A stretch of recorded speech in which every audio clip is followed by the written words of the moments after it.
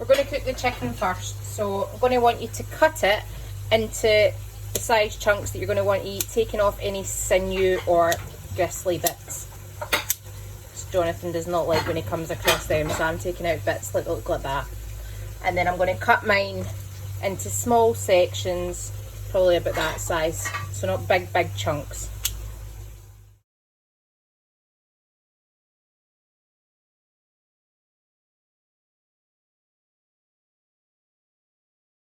To your chicken, I'm going to add ghee.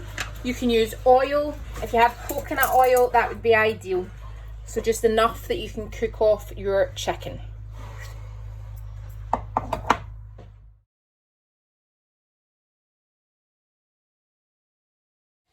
Whilst your chicken's cooking, I want you to get a little size blender, and what we're going to do is blend up your ginger, your onion, and I'm just going to use garlic puree, but you can use 3 or 4 cloves if you prefer.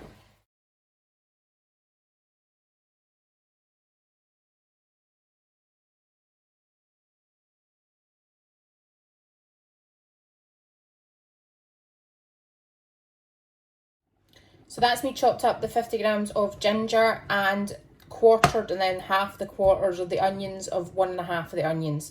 You might have seen as well, I used the back of a spoon to peel the ginger, really handy little tip. And then to that, I'm going to add my 2 tablespoons of garlic. And before blending this up, I'm probably going to add approximately 30 mils of water. So I'm just going to 30 mils of water, add, blend, and just keep adding a bit of water. You're just wanting a wee bit of a, we're going for a paste here ultimately. All right, I'll show you the consistency with that. Blend that boy.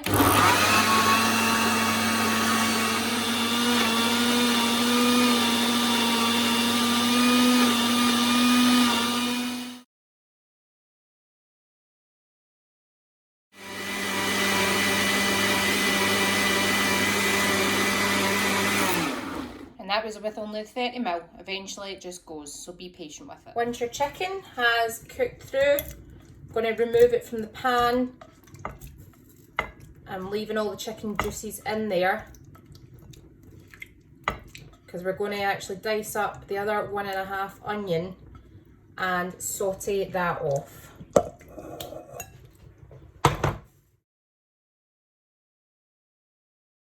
If you feel that your pan's quite dry or that it needs more oil or ghee, don't be afraid of adding an extra spoonful of that at this point.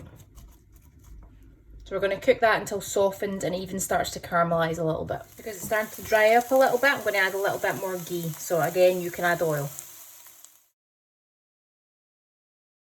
And once your onions have been cooking for approximately 10 minutes on a medium heat. Sorry, I was wandering over there to get the puree that I cannot open, so I'm going to go and get Jonathan. And you see they've got the slightly brown colour, that's what we're after. So what we're going to do is pour in the onion, garlic and ginger mixture. And we're going to give that a stir.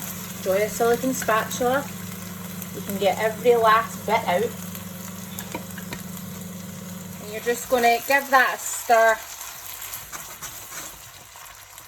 and cook that for a wee minute or so.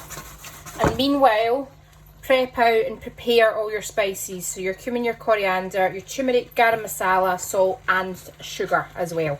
So that's all going to go in now. Once that's had a wee minute, add in your salt and sugar and spice and all things goddamn nice.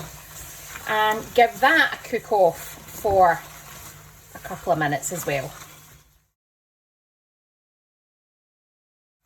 Once you've cooked that for a few minutes, tin of coconut milk.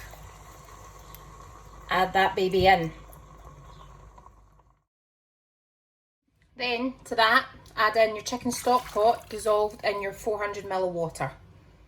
We're then going to put this on a fairly high heat to reduce down.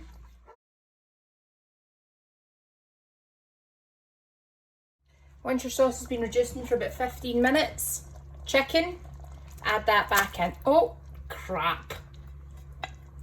Don't do that. You can't really see it, I've just splashed it everywhere and made a bit of a mess. And also your desiccated coconut Add that in. You can keep some as well if you want to add as a garnish a wee bit later on. And just continue simmering that.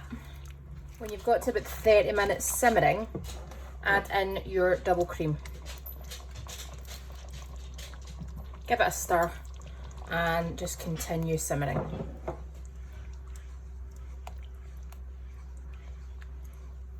Then whilst that continues to reduce, you can cook your rice, or if you're using your rice cooker or boiling it, just make your accompaniments and chop up a little bit of coriander to sprinkle on top if you want to put it on. If not, you can add some desiccated. And once you've been reducing for about 40 minutes, I'd say that's your curry ready. So serve it with some rice and dig in.